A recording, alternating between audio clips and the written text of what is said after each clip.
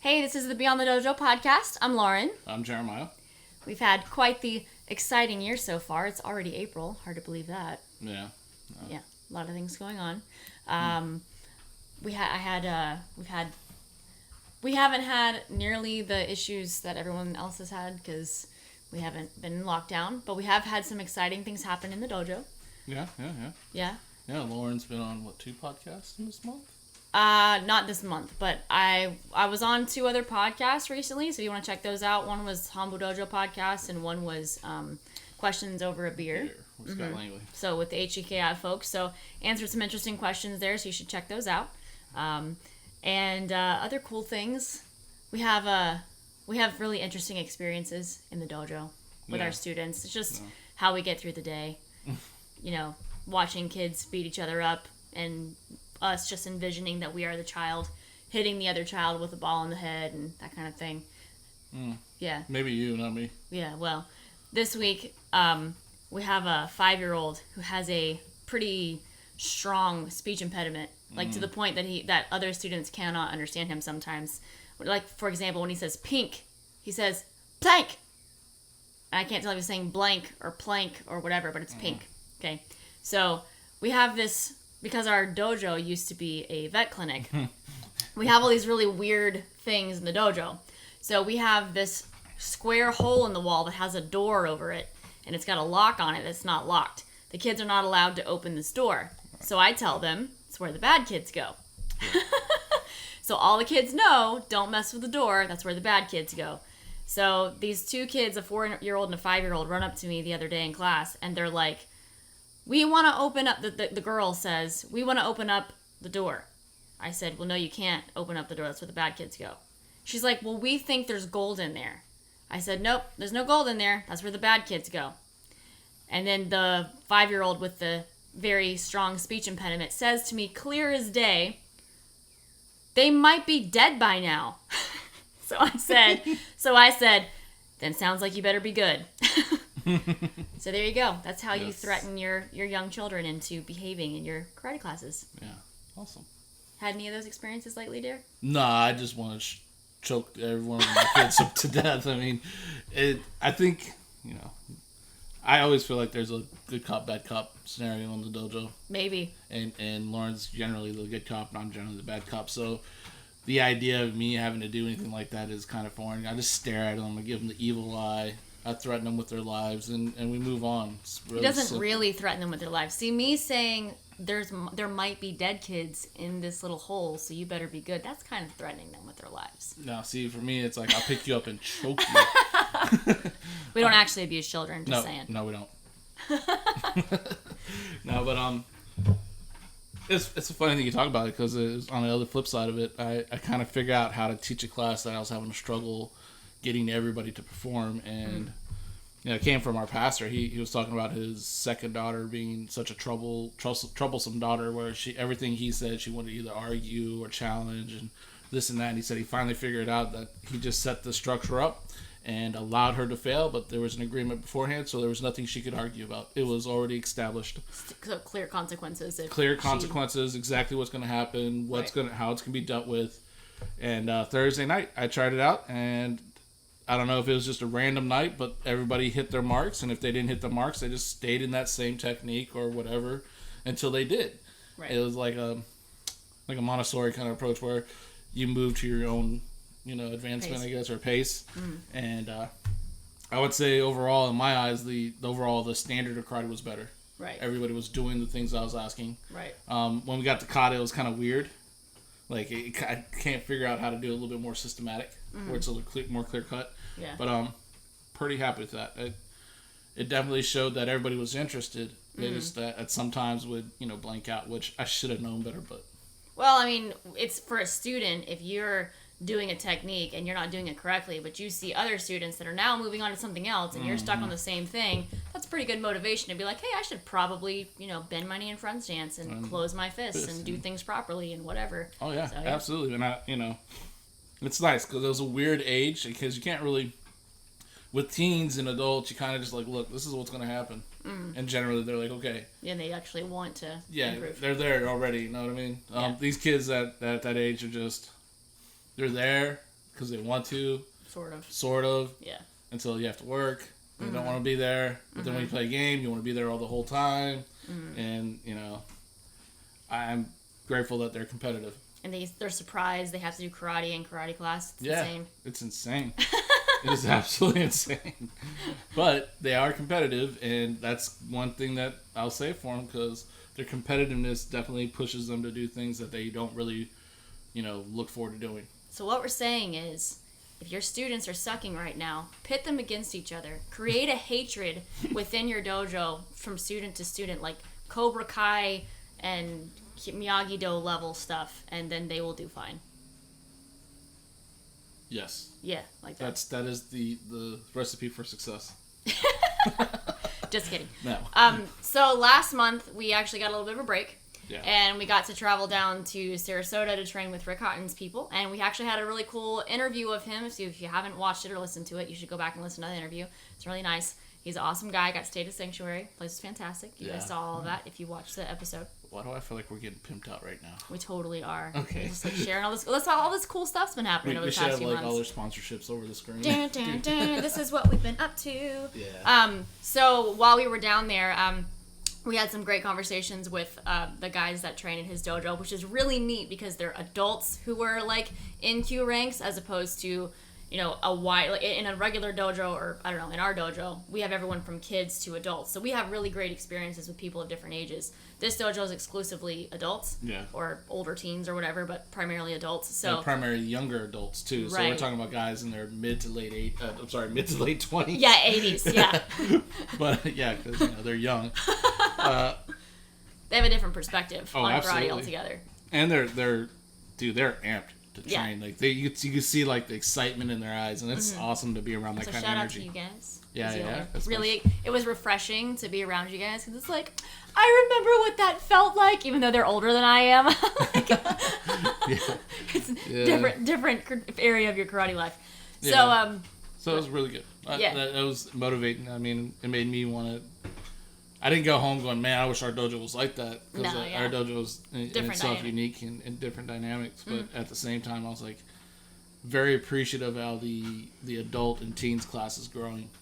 In our dojo? In our dojo. Oh, yeah. And it's like, that to me is like, all right, one day we're going to be sitting at a restaurant after Saturday training, eating burgers, talking about life. And that's the end goal, right? Is to do life together and enjoy the fruits of the community that we work so hard to build up and encompass everybody. And I think if I can go on a tangent here real quick, that teens and adults class, when we first opened, when we first opened this dojo, because we were essentially moving from the old location to a new location, our enrollment tripled. So we went from 25 students to 75 students within 2 months. We didn't have systems or teachers in place in order to take care of all those people. Yeah. But we had a really big teens and adults class for a couple of years. So we usually were at around 15 students, which for the size of our building is pretty big. Right. And then at one point, because we had a lot of students advancing, we actually lost almost that entire class. Some students advanced, some students quit, some students moved away. Got to the point where we literally had one student in the teens and adults class, almost to the point where we weren't sure if we should keep the class because we couldn't get anybody in the class. And that went on from probably mid-2019 until the majority of 2020, which obviously we couldn't do too much. Fall of 2020. Right, is when we started to get more students, because we were closed down for 2 months last year, and then we had a hard time getting anybody back in there. There'd be nights where we wouldn't have anybody. We would just be sitting and waiting for the advanced class to start, because there would be no teens and adults. Yeah. But that class now has like 12 students enrolled. It's just been kind of slow and systematic. So we spent time with the students who were in the class and tried to focus in on making them the best they could possibly be. And now that class has this great atmosphere, and it's drawing people into it. So just an encouragement, if your dojo is struggling. I know times are really different right now as of this recording. But if your dojo is struggling, that's the approach to take. Jeremiah actually talked about this recently in a different context, and that's where the idea in my mind came from. But whatever you have given to you, work with that and do the best you can with the students that you have, and create that great environment, and it will grow. Yeah. Do what you love. Focus on the things you can't control, right? And let everything else kind of fall in place. Right. I agree with you. So anyway, stepping off my soapbox now. Because I told her about it. He basically did say that. Different context, but he did say that. Yeah, but universe. Right. So anyway, No, back so I to... mumbled the word I can't pronounce. So back to talking about the folks down in Sarasota at Hawkins Yeah. Dojo. We actually got asked a great question by our brother Keith, who just so happens to share our last name. Yeah. He might be our adopted son, but I don't know if he likes that. So I don't know about. I don't want to know. So he actually asked us. I don't remember the exact way he Would you phrased get a tax it. break for that? Can we claim him as one of our dependents? I don't know. Dude. Hey Keith, hit us up, man. Let us know. So he was asking us, how do you distinguish between muscle or joint soreness and pain from an injury? So what's the difference between like just being sore from training versus actually being injured? And then furthermore, we also discussed like how to avoid that and how to recover from it. So we're going to kind of go over what we talked about with him and then maybe share some additional ideas. So first thing, I'll ask Jeremiah, how would you distinguish between a muscle or joint being sore versus you actually having an injury? Well, generally acute injuries is something that's sudden. So if we're talking about a rolled ankle or something like that, you should know when it happened. If you're talking about like a chronic injury where it's like overuse and wear and tear, I would venture to say that the pain never goes away. With soreness, you're sore, then it lessens, and it lessens until you work out again. But you could almost schedule that soreness, you know what I mean, that delayed onset muscle soreness, and figure it out from there. Like a scheduling thing, knowing when you worked out, what muscles you were working, and then kind of relating to that. Mm-hmm. If you know your body well enough, you have. Sometimes you'll be surprised by what's sore, but yeah, given that you're aware, of your body for sure. Mm-hmm. But if you're talking about guys that have been training for a while and this is what they're looking at, not even in karate, just being like active. Mm-hmm. You could relate injury and soreness to all activities. Mm-hmm. So I would say body awareness, and then when it's set on, like, does it go away? Mm-hmm. Now, go away means like completely go away, not just fade and then get sore or be painful and then fade away, but still be there a little bit. That nagging pain is generally a sign of an injury. Right. So that's how I would look at it. Right, definitely. Yeah, I think that, like we said, soreness, usually there's an indicator that you're going to be sore, and it's a different type of feeling. It's almost like, sometimes it's like stiffness. Sometimes it's like a little bit of almost burning sensation, or like it's hard to use that area. Let's preface that with being young, relatively healthy athletes, because pain is all the same kind of pain at my age. I feel like it hurts. Yeah. It's hard to distinguish between right. the two, So if it's at that point where pain and soreness kind of feels the same for you, definitely the amount of time or the intensity of it is going to be kind of where the difference is. If you are someone who is like constantly training though, and you're not giving yourself adequate rest, then that soreness might not go away as quickly as it would if you were resting longer. Now remember, whenever you introduce a new training stimulus, sometimes you actually have to rest for longer. So like people who first start out karate, their freaking legs are usually killing them for a longer period of time versus if you've been training for years and years. I mean, we can get into stances all day long and like not get sore, but we've been doing it for like 20 years. So there's a little bit of a difference there as far as like how long you've been training a certain type of way. And yeah, definitely acute injuries, generally you can feel it in the moment or you know when it happens. I mean, that's there's no mistaking.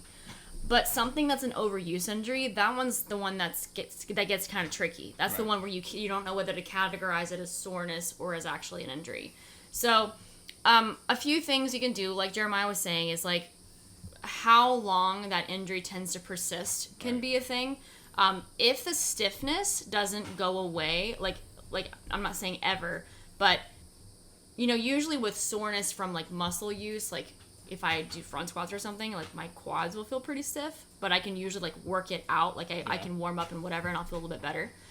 Stiffness from a chronic or overuse injury, you can sometimes work that out as well, but it will just reoccur. So like every single day. So usually people who have like plantar fasciitis, which is where the tendon covering of the bottom of the foot actually gets inflamed, I'll say that in quotes, and then also has like actual damage. Every morning is usually when your feet will feel the worst. generally, because that's when it's the stiffest. You don't have as much blood flow. Tendons already have a hard time getting enough blood flow as it is. So when you first get out of bed, it's like someone's stabbing you in the feet. It feels awful. But the more you're able to warm up, usually you start to feel better. But the problem is that repeats every single day. So that's one way to know of like a tendon overuse injury. And sometimes that might be related to ligaments as well. But essentially that's kind of being repeated every single day. So that's kind of like Jeremiah said, body awareness as to whether or not you're actually injured or you're kind of sore. Yeah, I agree. Right. So would you say rest is the best test to differentiate between the two? So let's say you're hurting all over, you haven't taken more than a day or two off in between training or whatever. Let's say you rest for a whole week. Do you think the soreness by a whole week of rest would go away before a chronic injury? Depending on what type of training stimulus it was, yeah. I mean, I have done workouts as recently as 2 years ago where my butt was sore for like 10 days. So sometimes it takes more than a week. But generally, that was like an extreme case. Generally, within a week, soreness will go away. Yeah. Sometimes, even overuse injuries, they almost function similarly to soreness, where if you do give yourself adequate rest, they will start to go away.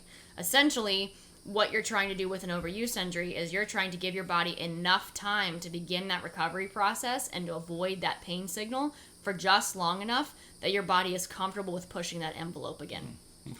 So maybe we can talk about recovering from injury, and then we'll loop back around to how to avoid it. Okay, so if you do have that injury or you do have soreness, so we'll talk about two different perspectives here. If you were sore, how would you recover from it? Rest, for sure. Okay. And then any kind of mobility stuff, keeping the body limber, full range movement, nothing vigorous, nothing sharp, just a nice, easy stretch, easy range of movements. Even, foam roller or a ball or something, just to kind of work those real tight areas. But that's all like dependent on your pain tolerance, because obviously when you're sore, when you do those things, it's ridiculous. So that's my approach. Rest and then gentle movement. Do you think that massage or things like that play a role into recovering from soreness? If you have the ability to go to a massage therapist, I would highly encourage it. Within the 2 hours after the workout, it has the greatest effect. So let's say you're working out and you have the ability to do a 30-minute massage focused on your legs if you're doing a lot of karate. Within that 2 hour time frame, you can reduce your soreness by at least half. So the next day or the day after, when you feel the delayed onset muscle soreness, it won't be as significant. It'll still be there, but not as significant. So it all depends on how your body reacts to. Okay. And the massage therapist. Now you have to trust, like any kind of medical or health provider, you got to trust what they're doing. They have to be well educated. They have to have some experience. If you're going to go to like a massage envy or something like that right after you work out, you might want to make sure they understand what kind of massage you want. You want a deep tissue recovery massage, so that they don't just sit there and do the fluffy massage. Give the wrong massage for the wrong issue. Yeah. You got to be clear about these things. You just can't just get a regular old like therapeutic or relaxing massage. I think that's going to do it. No, there's specific techniques. Right. Stretching. Not stretching by yourself, but actually having someone else stretch you. Definitely gives you a benefit. But you're saying the priority with that is immediately after training. Immediately after, within a 2 hour time frame. Because if you go past that, it still helps. Right. But the to the degree is definitely different. So. Right. Okay. So I'm going to talk about after that 2 hour time period. So after that 2 hour time period, research shows that the most effective way of reducing soreness would be repeating similar patterns to what you did to make you sore. So that's after that 2 hour time period. And actually, you wouldn't want to do this probably in the same day. You'd want to do it like the next day or the day after. Once you start to experience those feelings of soreness, sometimes repeating that same activity that actually got you sore or similar movements will help. So for example, if you just trained a 1 hour karate class and there was a lot of intensive stance work, like a lot of front stance, back stance, whatever, doing a little bit of movement through those stances will actually help. It freaking sucks when you're getting into those stances because your quads feel like they're going to explode. Yeah. But it does actually help with blood flow, and it does actually help with kind of alleviating some of that soreness and some of that damage that's going on in the area. So essentially, that's going to be one of your best bets. If you were doing strength training, what I normally tell all my clients with that is if you did like a set of back squats or front squats or whatever, something that was weighted, you would do like a set of body weight squats or maybe a similar rep scheme with not as much weight, just to kind of get the legs moving. I'm using the legs because to me, legs are always the worst as far as soreness, but anything that's sore, you can kind of do that same pattern. So when you're working with weights, it's easy just to reduce the weight to give you a less intense movement. So in karate, how would you lessen the intensity of the movements of stance work and stuff like that? So you would want to do probably like 30 to 50% of the volume load. So what that means is if you're using resistance, you want to use 30 to 50% of the resistance you were using at the time of the original workout. So if you were squatting with 100 pounds, squat with 30 to 50 pounds. If you were doing, let's switch it back over to karate stuff. If you did, let's say an hour of like intense stance work, and you were in stance probably 35 to 40 minutes, which is probably most likely.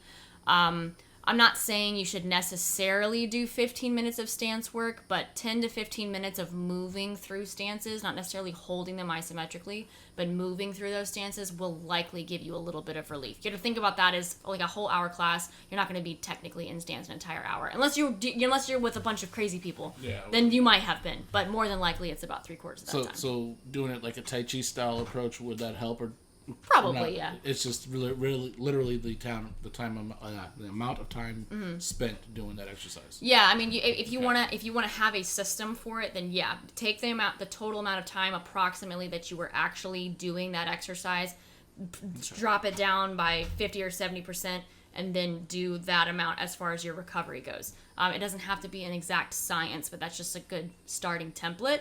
You're gonna have to listen to your body once again to see how your body is feeling. Now, sometimes you will be so freaking sore that you'll get into stance and it will totally suck and you won't want to do that 30 or 50%. But at least doing a little bit is going to help with that as far as that recovery goes. Now, this is a different approach, though, when it comes to... So it is true. If you want to get rid of a hangover, you just drink more. No. Well, it's the same, right? I think that's the idea, but that is not how... I'm pretty sure that's not how that works. Oh. Comment below if you disagree with Lauren. I don't know, okay? I don't drink like that. Okay, so let's talk about acute injuries. Like there's an actual injury, let's not go with broken bones, okay? Because those are obviously way outside of our scope. Let's say sprained injury. Yeah, a sprain or a muscle tear or pull. Strain, yeah. How are we going to handle that? Always consult a doctor if you're concerned about your safety of continuing to exercise. Never, ever doubt your gut feeling when it comes to your body. Mm-hmm. Beyond that, now, if you feel like, it's not that bad, I would encourage you to not overdo it. Don't be like, it's just a little thing and keep on working hard. Right. Slow your pace down, slow your intensity down, keep moving, but don't stop. Are you talking about within the context of a class where you actually got injured? Yeah, like you felt a little twitch. Let's say you felt a twitch halfway through class. Okay. In the second half of class, you already talked to your sensei, and you come to an agreement that, I'm just going to take it a little bit easier, I'm going to go a little bit slower, I'm still going to move, but I'm not going to go as fast or hard. Mm-hmm. You can still get things out of that. You can still work on technique, timing, and everything else, but at the same time, what I'm trying to encourage you to do is not to immediately stop and then get cold. Right. To slow down gradually, and then at the end of class, at the end of that time period where you feel like that's all I can do, look at it. Is it swelling? Is it extremely painful? Are you throbbing there? These things you kind of got to know. Is it tingling? Things like that. Right. Burning, tingling, itching sensation usually refers to like a nerve issue.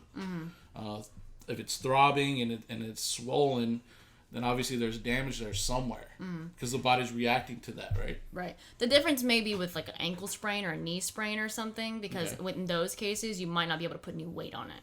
Right, but that's right. Goes back to have you made that decision to continue? Right. So if you roll your ankle and you can't put weight on it, then there's no way you should be trying to go out there. That's right. To me, a little bit of common sense. Right. But well, you would be surprised. Yeah. I mean, but to me, that's the best route. Is if it's something you could deal with, you feel like you personally can deal with it. Mm-hmm. Obviously, if you can't stand up, you can't deal with it. Even with its wrist or elbows, if you can't put a lot of pressure on it, then don't continue. But if there's that gray area, right, then go slower. Yep. Take it easy. Slow down gradually. Stretch out a little bit at the end. Right. Not to the point you feel pain. Not that I gotta go my full range. Don't do that. Just go to the point where you start to feel discomfort. Stop there and then reassess. Check your range of motion. Make sure you can still move around. Yeah.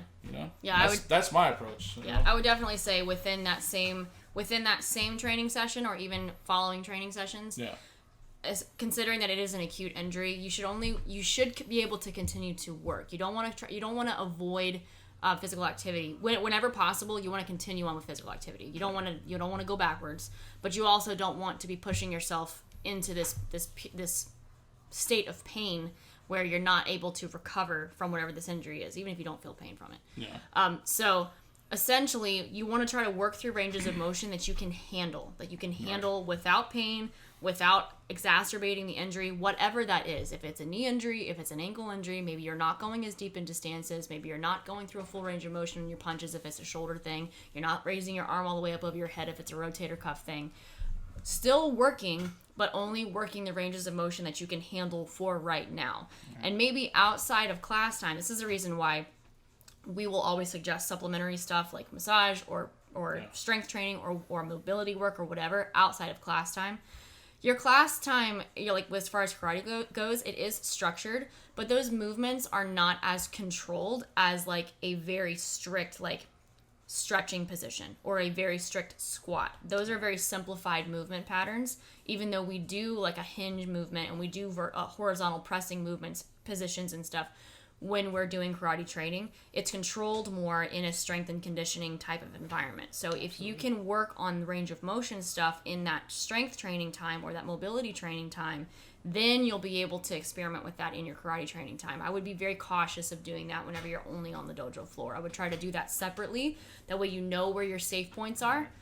What's your safety word? Safe word? Safe word is. Whatever.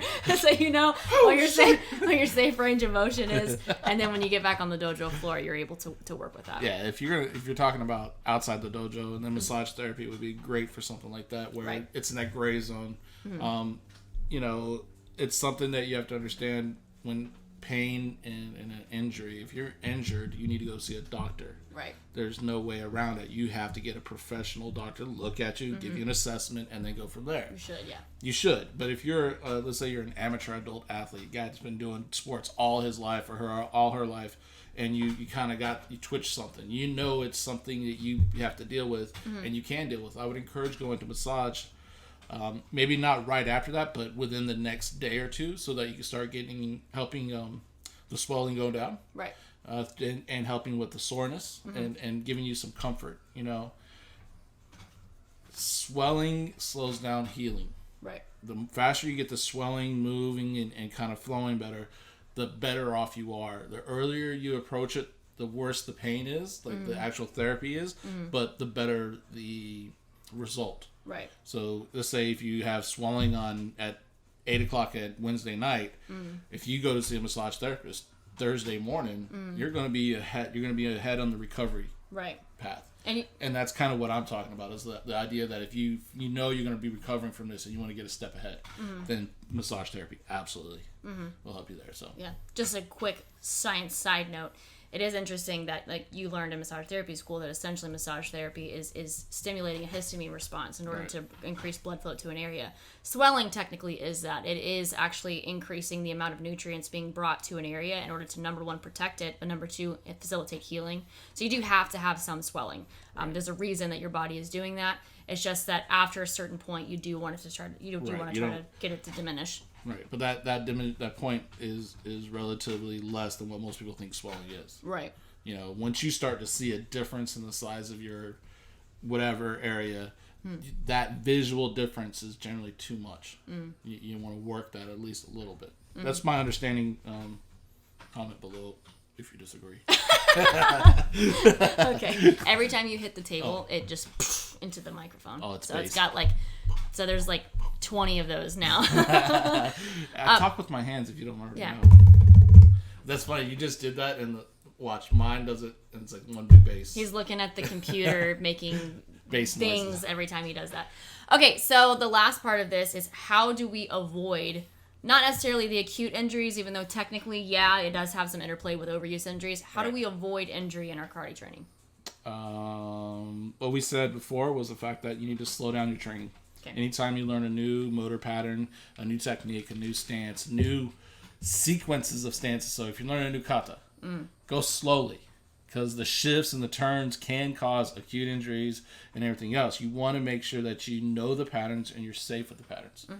Slow, deliberate training is always best until those patterns are ingrained. And then speed is introduced and power is introduced. But that's, I feel like in the American approach of Japanese karate, we get that backwards.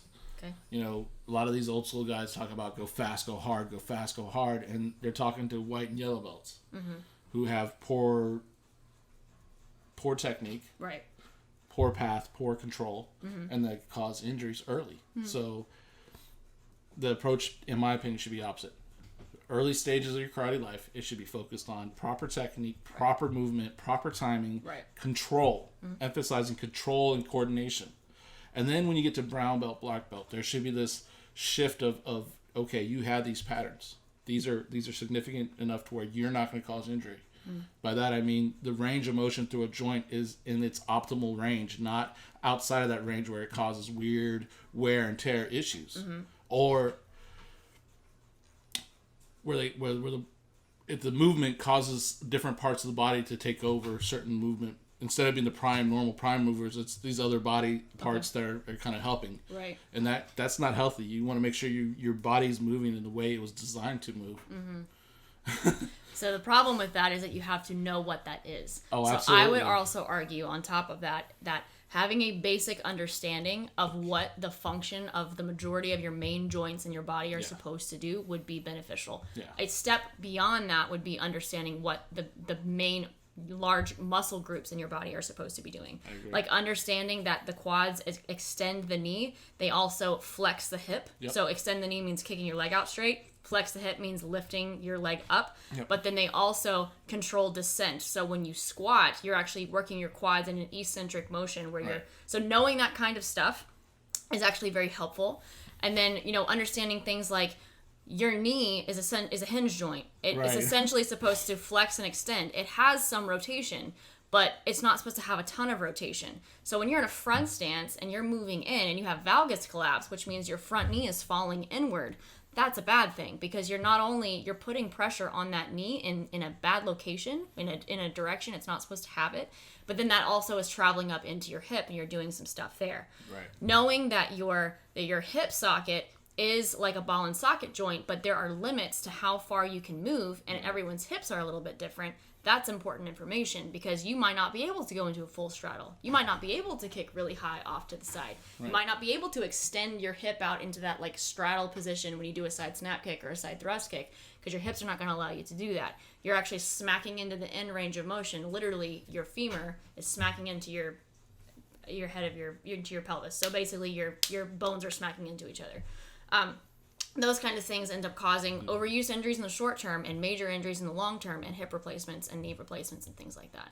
So understanding those kinds of things, and then furthermore adding a layer of understanding of your own anatomy can make a big difference. I know that I have limited shoulder range of motion. My arms don't go very far back over my head. It's something I have to work on all the time. I don't know why it's like that. It might be genetic. It might be neglect.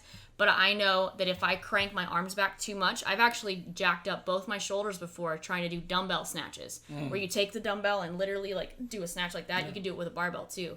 But I didn't have the shoulder range of motion and I didn't know it. So knowing that now, I'm able to take that into consideration with my karate training. So if you notice things like that about yourself, obviously take that into consideration. I mean, like you were saying, don't kick high if you can't. Yeah, I mean, and now, granted, there is a flip side to this. Sometimes you have limited range of motion because you don't have the mobility, which is essentially strength through a range of motion. So if you don't have the strength to lift your knee up really high, it might just be because you're weak and you need to get stronger. But sometimes there is actually there are bony structures in the way that are not going to allow you to do that. Or tendons. It's that same approach, slow, methodic focus on your body position. You know, at first, if you can't lift your knee up high, don't do it. Learn the pattern. Get comfortable with the pattern. And then for me, when you add speed and power, what happens is obviously your range of motion will get bigger. Right. And that's where you should, you know, not aim to have high kicks, but allow yourself to kick as high as you can. Yeah. And there's a difference there. Most people feel like if they have to kick high, they're gonna tighten up and try to kick high, and that's the worst situation. You don't want to stretch a muscle as you're trying to tighten it at the same time. That's literally where strains happen. Yeah, it's literally what happens. So, learning to be able to control your body, learning your limitations, but also learning that, you know, you can push those limitations a little bit at a time. Right. That's why we emphasize in our dojo technique, control, coordination before any speed or power. Right. You know, we would rather our students go slower. Obviously, don't be stupid about it and go ridiculously slow. But, you know, there's a control element there. We don't allow our kids to just slam or throw themselves across the floor. That's the first correction. We're like, you don't do that. Right. So I would add two other things to the two answers that we just gave, and one playing off of what you just said. Having a coach or a teacher who is watching you. So as you get more advanced, that's harder because a lot of us are running dojos and a lot of us don't have people to watch us all the time. Right. If you're able to find someone, even if it is a peer, who is able to watch videos of you, or they're able to watch your training and they're able to give you correction, it's not about you being right or wrong. Okay, it's essentially about protecting your body. Absolutely. I think maybe let's get on a soapbox again here. If karate people would get over the right or wrong idea, when someone gives you a correction, they're not trying to say you're wrong or you're right. They may use those words sometimes, but essentially what they're trying to say is, hey, there's a more optimal way to move. You got to get your ego out of it, okay? Because sometimes people are literally just trying to help, and we just kind of want to do our own thing. So anyway, getting off that soapbox. No, I'm gonna go a little bit further with that. You know, what's the end game? A lot of times, what's the end game? Are you trying to preserve yourself to enjoy the art that you spent so much time, invested so much time to already in your later years? Or are you trying to make a name for yourself and build your ego up and whatever? It's depending on what you want. You know, honestly, if you look at all these other sports that there's a large amateur growth or amateur competition. Like powerlifting and stuff. It's because they like what they're doing, right? But they also are very conscious of how to keep their body going. I mean, these guys do some ridiculous things, and they just are constantly at the extreme of what they can do.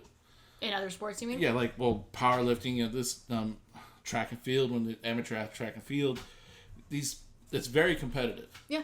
Right? It's like, I don't know how I'm about to lose thought. Sorry. What I'm trying to say is this. I almost feel like there's a part of a karate culture where it's acceptable that after so many years of training, it's okay that you don't train anymore because you have bad hips and bad knees and you don't. Right. And we're trying to prevent getting to that point. That's what we're trying to avoid that with our friends. I mean, let's be real. The older generation, the 50s and 60-year-olds now, almost, I would say every other person in that generation has some kind of replacement, either being a shoulder, hip, or knee. And that's almost like a badge of honor to them. And I think this younger generation, these guys that are consistently training now, the focus should be that I don't have those things. Right. That I don't have to have a replacement because I did karate for so many years. I should be like that stereotypical image of old karate people who look 20 years younger. Right. Who move 40 years younger. Right. Because they just have the better control of their body. Right. And they don't rely on their biological clock. So essentially you're trying to develop a balance between taking your body to the maximum limitation that it can, like surpassing those limitations, but not pushing your limits. Those are two kind of separate things. Yeah. So essentially you're trying to maximize the amount of athleticism you can get out of your body without pushing the physiological limits that your body is going to have, so that you're not essentially hurting yourself all the time. That's basically. Yeah, I think you just defined efficiency. Basically. Well, I don't know. Efficiency, sort of. Well, but also there's an extreme point there. I mean, it's more efficient to do a lower kick, but we're practicing high kicks so that we have more control through a fuller range of motion. So there's some different thoughts there. Yeah, but it's all efficiency in the movement. It's what it's supposed to lead to, yeah. Yeah, and that's the goal, right? Yeah. That's the end game for me. So, once again, going back to the coaching point, having someone looking onto your karate and being able to help you, that's important.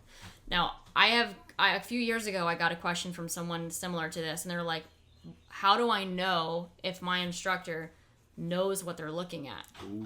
Because that happens, and that's unfortunate. And I'm not saying that we are perfect by any means, because we have made so many mistakes with our students over the years. Asked that question, right? No, it wasn't. We've made so many mistakes over the years, and we've had to go back and correct things that we've told our students, and they're just like rolling their eyes, and I'm like, I'm sorry. Dude, there's a generation that went through our dojo that I think learned how to like 4 or 5 different ways of doing almost everything. I know, and I feel so bad for them people. That's because we were still learning. That's the downside. Yeah. It's like we were still fixing our fundamentals, and you're Right. essentially teaching. So anyhow, so how do you know if your teacher knows or not? There's a lot of things we could get into with that particular conversation. Maybe we'll leave that for a separate day. But here's how you should know whether or not a movement is safe. Do you see that type of movement being replicated in other sports or activities? If it is replicated in maybe one other sport, maybe it's legit. If it's replicated in 2 or more, then it's probably fine. Yeah. If it's not replicated at all, then we might have a problem. So it's fine for something to be fun and different, but if other very highly competitive sports, like Olympic level sports, and I'm not talking about karate because I know that karate's in the Olympics this year. I mean other types of sports outside of martial arts. If there are other types of sports where that type of general movement pattern is being done, then maybe it's okay. But if it's not being done, if you do not see that replicated in other sports, I would be very, very careful. Yeah. There are high-level coaches in other sports who do listen to scientific research and are very, very good at what they do. And they are trying to preserve the longevity of their athletes. Absolutely. And sometimes, like Jeremiah was saying, sometimes we don't think that way. Sometimes we think it's a badge of honor to be all beat up by the time we're 40, 50, 60 years old. We're not dogging on the people who have had that happen, but I think it is a learning experience for us to try to avoid that in the long term. Learn from history. So, once again, if you don't see a specific aspect of your karate that you are harping on, or that someone else is harping on, or something that you're doing that's causing pain, if you're not seeing that type of movement pattern in another sport, then that might be a red flag. Yeah.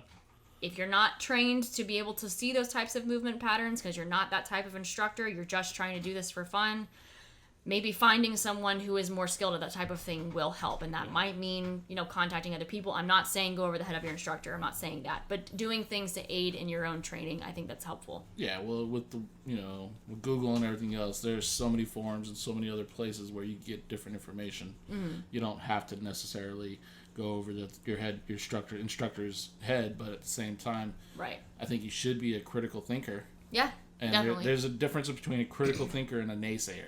A naysayer is like, no, that ain't going to work, and they don't put any kind of thought behind that statement. Right. They immediately just kind of smear it away. That is a naysayer. A critical thinker goes, you know what, that's unique or different to what I'm doing, but let me look at it, let me investigate it more, let me compare it to other movements or other people that are successful in karate and see what they're doing, and kind of be a critical thinker, not a sheep, not someone just going to follow blindly, but someone that's going, you know what, this is my body, I have to take this in consideration. Right. It could be as simple as the fact is, you can't kick that high, and they demand that you kick high. Mm-hmm. There's an issue there. Right. So. Yeah, definitely. I think the more that you practice seeing those things, which was something that we've noticed, the more you practice seeing, the easier it's going to get. So you just have to start somewhere when it comes to that sort of thing. So that means seeing yourself, seeing other people, and then also relating that to how your body ends up feeling. Right. It's that's the whole idea of videotaping yourself and watching it. It's, dude, for most people I talk to, it's one of the most gut-wrenching things to do. Yeah, for some people it's really hard. It's really hard. But what I'm going to say to that is, it's probably because you know your mistakes. Mm-hmm. You already have the knowledge. Which is awesome, by the way. Right. It's like you just don't have the guts to change the way you're doing it because you thought you were doing it this way. Mm-hmm. Your feelings, the way you move, is deceptive. Sometimes you think you got it, and because it feels good and it's better than what you're doing before, but if you watch it in video, it's actually worse. You're taking a step backwards. Yeah. And that's, oh man. Yeah. Man, I want to cry. Anyway. Like, oh man. Hopefully that was kind of helpful. Yeah, but it's, if you want to prolong your life in karate or in martial arts in general, you have to be very aware of what your body's doing and what it's telling you. Because Yep. if you don't, you're gonna have a very short, duration of training, and you're gonna feel like they robbed you of something. When in reality, you robbed yourself, because you gotta value the body you have. Yeah. Everybody thinks, I could change, I could get this replaced and that replaced, and no big deal. But most of the guys I talk to that have those things, they come with limitations. They're not perfect. Yeah. So. And just to clarify a point, how your body feels over time, not how your body feels while you're doing a specific movement. Sometimes you can't tell when you're doing a specific movement that it is injurious to you. Sometimes it actually feels pretty good to do it that way. Sometimes it feels strong, sometimes it feels fast, sometimes it feels powerful, and sometimes that's friggin' deceptive. So if you can pay attention to what changes you've made or what you've been doing in your karate, and then noticing how that part of your body is feeling, sometimes that can be helpful. Part of the downside is going to be that certain injuries like that lead to joint replacements, it'll take a long time before you ever feel anything. And that's what sucks, is you may train for 20 or 25 years a specific way before you ever realize that you have put your body at risk, or you've been starting to deteriorate a joint. That's difficult to know without scans and stuff. Yep. But that's why it goes back to having a watchful eye, having other people looking on can be helpful, especially people with experience who know the difference. You gotta trust them that they're not just gonna, tell you what you want to hear. Right. That they're gonna be just as critical of you because they want the same for themselves. I mean, your training buddies, man, they are gonna make the biggest difference. Yeah. When it comes to like longevity and improvement, progression. Yeah. So. Definitely. Okay, Okay, so what you working on? I just started doing Chinte again. Did you? What? Well, I decided it's been a while since the both of us worked on the same kata, so I figured it'd be fun to do that. And, yay. Yes. We're really competitive, so it's going to become this thing like... Are we?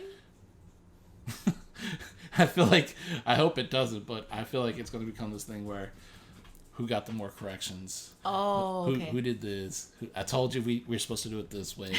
That's what's... The big one's going to be I told you so. A bunch of fights is basically what you're looking for. Well, no, I just... it's fun sometimes, and then sometimes it's when you're working on certain techniques, you just don't have it. You know it down deep. It's hard to hear it from someone else all the time. Like, so side snap kick, like, I couldn't train that with you. Why? Because I've always had horrible side snap kicks. Like, I've never really felt comfortable doing them, and and I have never had confidence in them. So that's one thing that it's like really personal to me. Not because it's a tough kick anyway. Yeah, well, I'm not saying it's just because of my own experience with it that it's become this thing, and it's hard to hear like your equal have something to say about it. It's hard enough to listen to your sensei go, no, not quite, or no, and it gives the corrections because you already submitted to that authority. But when your kohai does it, it's like, I know, I get it. Yeah. She act like she don't do that to me. No, I'm not saying I don't do that to you, because I know you do it to me. Ooh. So I just accept it. See, my thought is, if it makes me better, then I win. So if you just keep giving me corrections, I'll be like, okay, just keep doing it, and I'll just keep getting better. See? We all win. We all win.